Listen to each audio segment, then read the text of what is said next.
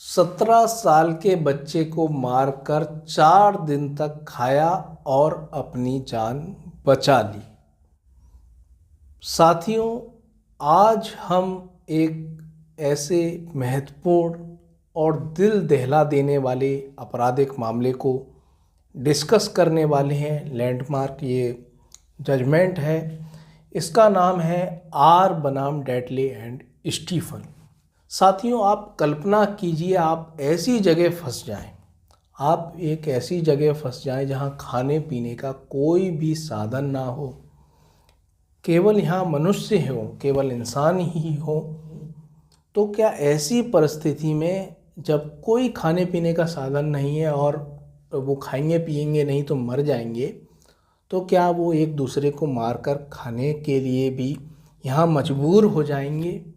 और इस तरीके से यदि मारकर खाते हैं दूसरे व्यक्ति को, तो क्या वो हत्या के दोषी नहीं होंगे? तो दोस्तों, इसी तरीके की कुछ परिस्थिति आई यहाँ पर आर बनाम डेडली एंड स्टीफन के मामले में। तो दोस्तों, जैसा कि आप जानते हैं कि पुराने समय में लोग बड़ी बड़ी समुद्री यात्राएं करते थे, नई नई जगह खोजा करते थे और नई नई चीज़ें खोजा करते थे। आप जानते हैं जैसे भारत की खोज, अमेरिका की खोज, ये सब मुमकिन हुई समुद्री यात्राओं से। तो बहुत ही इम्पोर्टेंट ये समुद्री यात्राएं होती थी और व्यक्ति जब ऐसी समुद्री यात्राओं पे जाता था तो उसके वापस आने की और ज़िंदा रहने की संभावना ना के बराबर होती थी।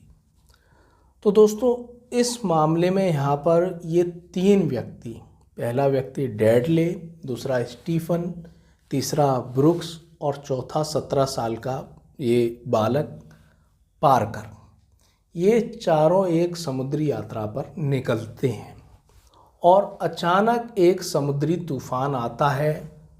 चारों उसमें फंस जाते हैं और उनकी जो नाव होती है वो ऐसी जगह फंस जाती है कि आसपास कोई किनारा नहीं है, कोई मदद नहीं है। तो कई दिनों तक यहाँ उन्हें भूखा प्यासा रहना पड़ता है। तो उनके पास जो भी यहाँ पर, क्योंकि उनकी नाव यहाँ समुद्र में फंस चुकी है और उनके पास यहाँ पर जो भी खाने पीने की सामग्री है वो सब यहाँ ख़त्म हो गई और यहाँ लगभग वो 17-18 दिन तक भूखे प्यासे रहते हैं और उनकी स्थिति इतनी जर्जर हो जाती है, इतनी बुरी स्थिति हो जाती है कि कभी भी वो 1-2 दिन में यहाँ उनकी मृत्यु हो सकती है। और यहाँ पर जो बालक था, 17 साल का ये बालक था पार्कर, इसकी स्थिति तो इनसे भी ज़्यादा गंभीर होती है, क्योंकि ये क्या करता है, इसे प्यास लगती है और ये समुद्र का पानी पी लेता है। और समुद्र का पानी आप जानते ही हैं पीने लायक नहीं होता है, बहुत ज़्यादा खारा होता है, नमक होता है उसमें।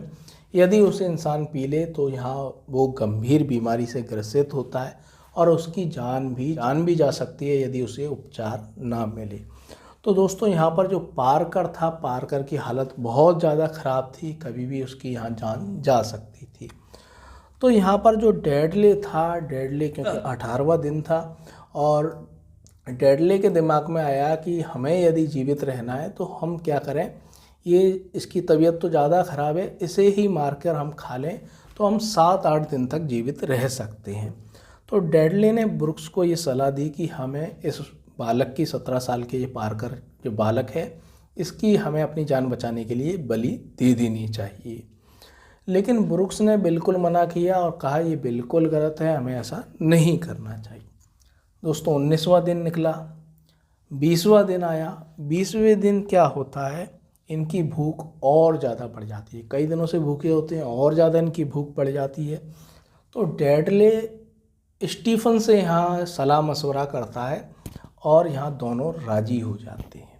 यहाँ पार्कर को मारकर उसका मांस कई दिनों तक खाने के लिए वो राजी हो जाते हैं और दोनों ऐसा ही करते हैं, ब्रुक्स से नहीं पूछते हैं और पार्कर को ये लोग मार देते हैं और 5 दिन तक उसका मांस खाते हैं। बाद में इनकी जान बच जाती है, इन्हें किसी तरह रेस्क्यू टीम इन्हें बचा लेती है और जब ये पहुंचते हैं तो ये पूरी ये कहानी बताते हैं कि हमने इस तरीके से पार्कर को मारकर खा लिया। तो दोस्तों, क्वेश्चन यहाँ पर यही था कि इस तरीके की जो परिस्थिति है, जो ये बता रहे हैं कि इतनी ज़्यादा यहाँ पर आवश्यकता की स्थिति आ गई थी कि यदि हम ऐसा नहीं करते, क्योंकि इनका तर्क था कि यदि हम पारकर को मारकर नहीं खाते तो पारकर तो इतने दिन जीवित रह ही नहीं पाता, 4-5 दिन, वो अगले दिन ही यहाँ पर उसकी मृत्यु हो गई होती, वो वापस हमारे साथ आ ही नहीं सकता था। इसलिए हमारा जो निर्णय था हमने सही किया, हम उसे मारकर खा लिया, कम से कम हम तीनों की तो जानें यहाँ पे बची। तो दोस्तों ये उनका तर्क था, लेकिन न्यायालय ने इस तर्क को नहीं माना और उन्हें हत्या का दोषी माना। इस मामले में जो न्यायाधीश थे लॉर्ड कॉलरिज, उन्होंने अभिनिर्णित किया कि अपने जीवन को सुरक्षित रखना सामान्यतः एक दायित्व है, किंतु इसको बलि देवी पर चढ़ाना स्पष्टतः सबसे बड़ा दायित्व है। युद्ध ऐसे उदाहरणों से भरा पड़ा है जिसमें व्यक्ति का दायित्व जीवित रहना नहीं बल्कि मरना है। तो दोस्तों यदि इस तरीके की परिस्थिति आती है, न्यायाधीश का ये कहना कि इस तरीके की यदि परिस्थिति आती है तो ऐसी परिस्थिति में आपको अपने प्राणों को न्यौछावर यहाँ कर देना चाहिए, अपने प्राणों को त्याग देना चाहिए, लेकिन किसी दूसरे के प्राण को यहाँ नहीं लेना चाहिए। और यदि आप ये करते हैं तो आपका कार्य जो आपने किया है वो क्षम्य नहीं है, ये हत्या की कोटि में आता है।